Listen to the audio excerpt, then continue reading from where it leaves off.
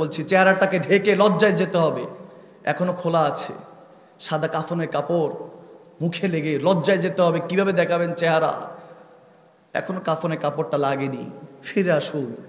যদি দেখেন ঘুমালে ঘুম আসে না, এই পিঠ ও পিঠ হতে হয়, বুঝবেন সময় হয়ে গিয়েছে ফিরে আসা। যদি দেখেন এখন আর আগের মতো দৌড়াতে পারেন না, হাঁপিয়ে যান, বুঝবেন সময় চলে এসেছে ফিরে আসা। এখন যদি দেখেন উঠতে গেলে হাতের সাহারা লাগে, ডাইরেক্ট উঠতে পারেন না, মাজায় ব্যথা লাগে, তাহলে বুঝা গেল সময় হয়ে গিয়েছে, ফিরে আসতে হবে আমার আল্লাহ রাসূলের রাস্তায়, ঠিক কিনা?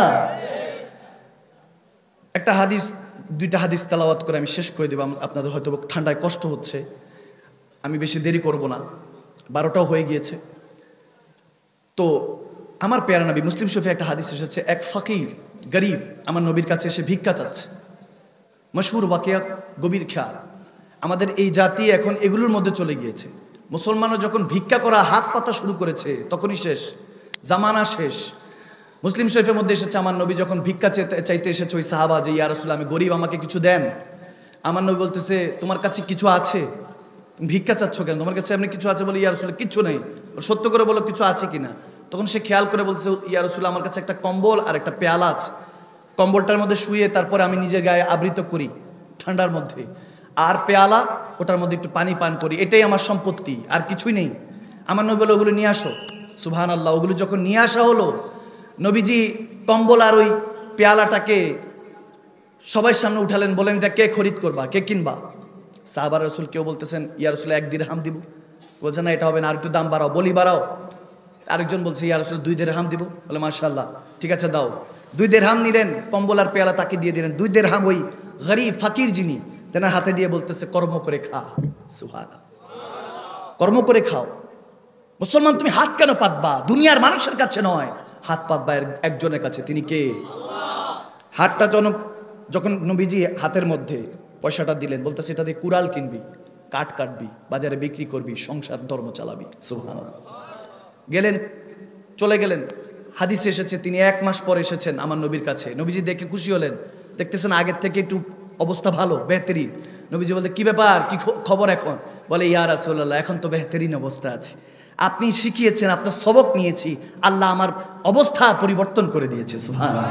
বলে এখন ইয়া রাসূলুল্লাহ সবার জন্য কম্বল আছে, বিছানা আছে, চাদর আছে, ইয়া রাসূলুল্লাহ সব আছে। তখন হঠাৎ করে মনে হলো মাসখানেক হয়ে গিয়েছে, সব আছে, কিন্তু আমার হুজুর কেমন আছে জানা দরকার। 10 দিরহাম ইয়া রাসূলুল্লাহ নাজরানা হাদিয়া আপনার জন্য নিয়ে এসেছি। সুবহানাল্লাহ। নবীজি কবুল করলেন। তো মোরাল অফ দি স্টোরি, হাদিস থেকে কি শিখতে পারলাম? নিজের মধ্যে ওটা তৈরি করতে হবে। আমি সবসময় বলি এটা করবেন না, কখনো হাত এভাবে পাতবেন না, কখনো হাত এভাবে দিবেন না, এভাবে কখনো করবেন না, বরং এটা করার চেষ্টা করবেন। এটা না, এটা করার চেষ্টা করবেন, দেওয়ার চিন্তা করবেন, নেওয়ার চিন্তা করবেন না কখনো। উম্মত, আপনি সেই নবীর উম্মত, যে নবীর উম্মত হওয়ার জন্য ঈসা রুহুল্লাহ এখনো আসমানে বসে আছে, আওয়াজ দেয় না। আমার মনে হয় আপনারা এখনো আমার উপর রাগ হয়ে আছেন, রাগ হয়ে আছেন। আমি ওয়াদা করছি, যদি কখনো আল্লাহ তৌফিক দেয়, সময় যদি আল্লাহ নির্ধারিত রাখে, আমি 3 দিন আগে এক জায়গায় 7 মিনিট লেট করেছি ব্রিবারিয়াতে, আমি ক্ষমা চেয়েছি, তেনারা ক্ষমা করে দিয়েছেন। কিন্তু আজকে আমি জানি না আপনারা ক্ষমা করবেন কিনা। আমার চাঁদপুর মানুষ, আমার শহরের মানুষ, আপনার মানুষ, যদি ক্ষমা চাচ্ছি, যদি ক্ষমা না করেন আল্লাহর দিকে, রাসূলুল্লাহর দিকে তাকিয়ে, তাহলে আমার আর কিছু বলার থাকবে না। আমি আমার হুকুক যেটা, এটা আদায় করার জন্য চলে এসেছি, সময় দিচ্ছি। আপনারা যদি বলেন হুজুর ফজর পর্যন্ত, আমি খোদার কসম ফজর পর্যন্ত করতে রাজি আছি, আপনারা যদি বসতে রাজি থাকেন। এবং ইতিহাস খুলে দেখেন, আলহামদুলিল্লাহ এরকম হয়েছে।